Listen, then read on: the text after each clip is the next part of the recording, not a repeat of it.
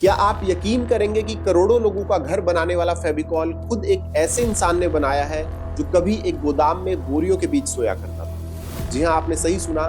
जिस ब्रांड के एडवर्टीजमेंट आज हम बहुत हंसते हुए देखते हैं, उसके पीछे एक बेघर चपरासी की वो जिद है जिसने भारत के हर कारपेंटर और हर घर को हमेशा के लिए एक मजबूत जोड़ से जोड़ दिया। तो आज की वीडियो में जानेंगे फेविकॉल के उस मजबूत जोड़ की वो कहानी जो फर्श से शुरू होकर अर्श तक पहुंची।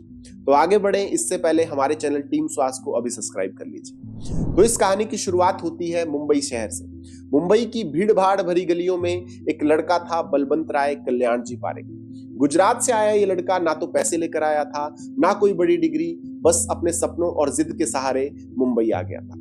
अपने करियर की शुरुआत में उन्हें एक छोटी सी कंपनी में चपरासी की जॉब मिल गई और गरीबी इतनी थी कि उन्हें कई रातें गोदाम में बोरियों के बीच जमीन पर सोकर गुजारना पड़ता था। वो बाहर से दिखने में एक मामूली से कर्मचारी लगते थे, लेकिन अंदर से बहुत क्विक ऑब्जर्व करने वाले और बहुत जल्दी से सीखने वाले इंसान थे।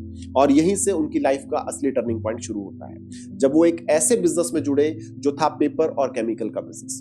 उस दौर में कारपेंटर लोग एनिमल गोंद, जो कि जानवरों की चर्बी और हड्डियों से बना होता था, उसको इस्तेमाल किया करते थे। इस गोंद को पहले पानी में भिगोकर गर्म करना पड़ता था, जिससे बहुत ज्यादा स्मेल भी आती थी और चिपकने की क्वालिटी भी कुछ खास नहीं थी। और बलवंत पारेख ने नोटिस किया कि कारपेंटर लोग इस बात से बहुत ज्यादा परेशान रहते थे, लेकिन उनके पास कोई और ऑप्शन भी नहीं था। और यहीं से उनके दिमाग में एक सिंपल लेकिन पावरफुल सवाल आया कि क्या कोई ऐसा गोंद नहीं बनाया जा सकता जो बिना झंझट के आसानी से डायरेक्ट इस्तेमाल किया जा सके।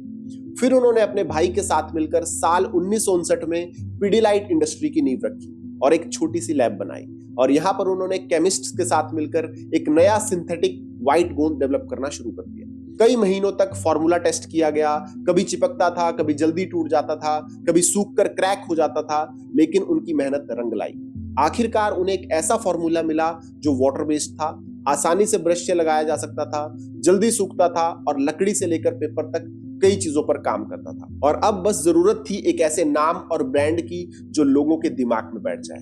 तो फिर उन्होंने इस प्रोडक्ट का नाम रखा फेविकॉल।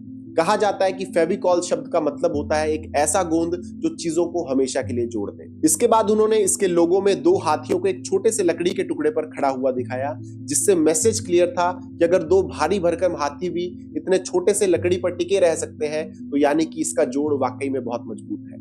फिर यही विजुअल बाद में फेविकॉल की पहचान बन गया, जो हर घर में दिखने लगा। तो ये सिर्फ एक लोगो नहीं था, ये स्टोरी टेलिंग थी जो लोगों को बिना बोले ही समझ में आने लगी।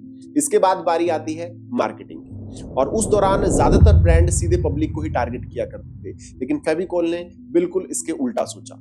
उन्होंने सबसे पहले कारपेंटर्स और कॉन्ट्रैक्टर को टारगेट किया, क्योंकि अगर कारपेंटर लोग अगर फेविकॉल पर भरोसा करने लगे तो घर घर में वही गोंद जाएगा, क्योंकि फाइनल डिसीजन वही लेते थे कि कौन सा गोंद इस्तेमाल किया जाएगा।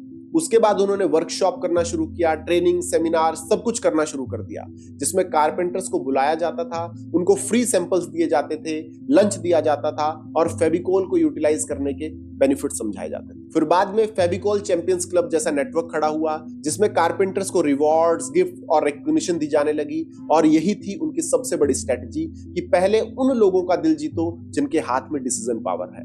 और फिर आया एडवर्टीजमेंट का जादू और एंट्री हुई क्रिएटिव एड्स की। फेविकॉल ने ओगिलवी और क्रिएटिव डायरेक्टर पीयूष पांडे के साथ मिलकर ऐसे एड्स बनाए जो आज भी आइकॉनिक माने जाते हैं, जिसमें से कुछ फेमस कॉन्सेप्ट्स थे, जैसे ट्रक के पीछे लिखा हुआ है कि फेविकॉल लगा के देखा और उस ट्रक में इतने लोग भरे हुए हैं कि सब लटक रहे हैं लेकिन कोई गिर नहीं रहा है। और एक और एड था जिसमें बेंच पर इतने लोग बैठे हैं कि बेंच झुक रहा है पर टूट नहीं रहा। मैसेज क्लियर था कि मजबूत जोड़ बहुत स्ट्रांग है। और एक और एड था मूंछ वाली लड़की वाला एड, जहां लड़की की नकली मूंछ इतनी मजबूती से चिपक जाती है कि खींचने पर वही नहीं निकलती। और इन सब एड्स की सबसे खास बात ये थी कि बहुत सिंपल विजुअल थे, बहुत कम डायलॉग थे, पर स्ट्रांग ह्यूमर और मैसेज इतना क्लियर था कि लोग मुस्कुराए बिना नहीं रह पाते थे। फिर धीरे धीरे इंडिया में एक नया फ्रेज बनना शुरू हो गया।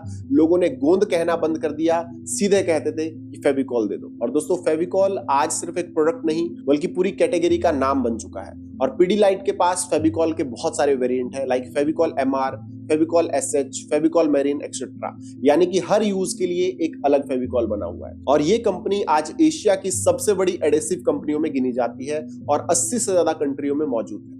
और आज की डेट में बात करें दोस्तों तो करीब करीब 73,000 करोड़ इस कंपनी का मार्केट कैप है। और करोड़ों रुपए के इस साम्राज्य का सफर शुरू हुआ था सिर्फ एक छोटे से सवाल से कि क्या ऐसा गोंद नहीं बन सकता जो बिना झंझट के इस्तेमाल हो सके। और इस सवाल का जवाब आज 73,000 करोड़ का मार्केट कैपिटल है। चलिए अब जानते हैं कि फेविकोल की स्टोरी से सीख क्या मिलती है। दोस्तों, इस स्टोरी में सिर्फ बिजनेस नहीं, लाइफ की भी बहुत बड़ी सीख छुपी है। फेविकॉल ने हमें सिखाया कि प्रोडक्ट बनाने से पहले लोगों की प्रॉब्लम को समझो, लोगों के दर्द को समझो और फिर उसका सॉल्यूशन बनाओ और फिर उसे बेचो। और जब आपका इरादा फेविकॉल के जोड़ की तरह मजबूत हो जाए तो हालात चाहे कितने ही कमजोर क्यों ना हो, आप कभी भी टूटते नहीं हो और एक दिन पूरी दुनिया आपसे ऑटोमेटिकली जुड़ जाती है।